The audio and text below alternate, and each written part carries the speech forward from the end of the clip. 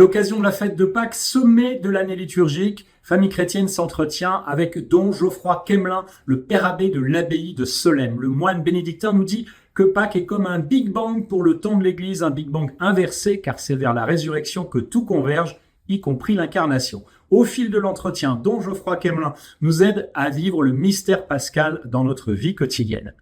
Dans nos pages d'actualité, reportage exclusif à quelques kilomètres à peine du front, dans le nord-est de l'Ukraine, dans la ville sinistrée de Kharkiv, à 25 kilomètres des combats. On découvre ainsi comment la communauté gréco-catholique de la ville s'active pour aider la population. Et puis, au cœur du magazine, coup de projecteur sur l'épopée du Bel Espoir, goélette qui navigue pendant 8 mois en Méditerranée pour encourager, avec un certain nombre de jeunes, à la paix. Avec toutes les équipes de Famille chrétienne, je vous souhaite une belle montée vers Pâques. Bonjour, France Catholique vous souhaite une très belle fête de Pâques en vous proposant un numéro porteur de joie, de nombreuses bonnes nouvelles. L'analyse de la multiplication des baptêmes d'adultes et d'adolescents, plus de 17 000 cette année, une réflexion sur le sens profond du sacrement du baptême et un guide pour bien choisir les parrains et les marraines.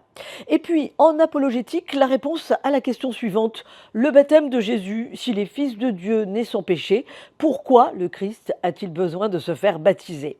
Beaucoup d'actualités également dans France Catholique cette semaine, notamment comment préserver l'identité de l'enseignement catholique avec une tribune de Michel Valadier, le directeur de la Fondation pour l'école, et puis le tour des saints des diocèses, Alta Blois, où l'on vénère le bienheureux Charles de Blois depuis le XIVe siècle.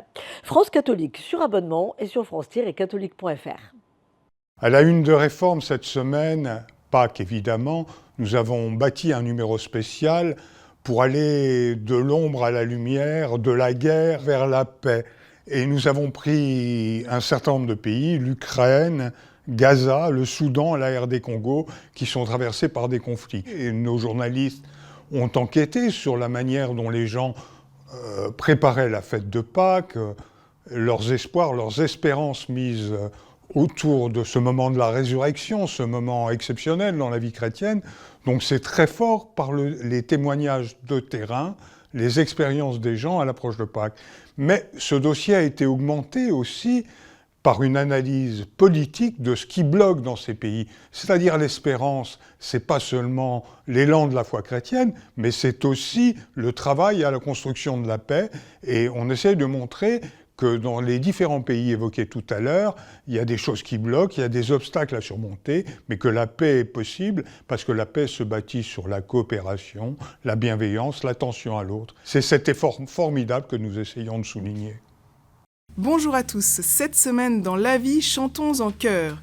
Si vous fréquentez les églises, vous le savez, les chants ont une place omniprésente dans la liturgie.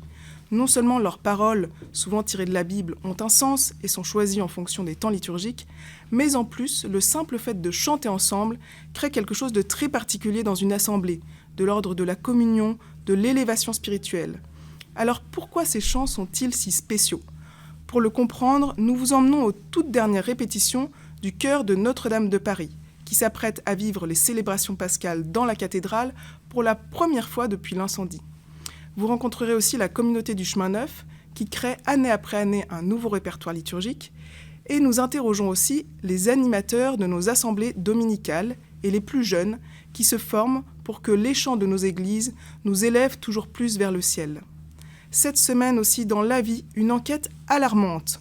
En France, 5e puissance mondiale, des femmes enceintes et des enfants dorment encore dans la rue. Comment est-ce possible ? Quelles sont les conséquences pour la santé de ces mères et de ces enfants ? Comment les associations tentent de les aider ? Tout cela est à retrouver dans notre journal en kiosque cette semaine, sur notre site internet lavie.fr et sur notre application mobile. Bonne semaine à tous! Bonjour à tous, à la une du Pèlerin cette semaine, une enquête consacrée aux jeunes couples sur fond de crise écologique. Ce dilemme est en effet de plus en plus partagé chez les jeunes générations.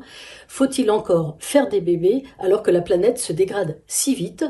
Notre enquête donne la parole à ceux qui osent ce pari comme à ceux qui y renoncent. Dans les deux cas, ce sont des choix mûrement pesés. Tracer un chemin entre l'ombre et la lumière, le désespoir et la confiance, tel était l'objectif de nos rencontres de carême intitulées Combat d'espérance, la 7e, publiée cette semaine, donne la parole à l'écrivain Olga Lossky, également théologienne orthodoxe.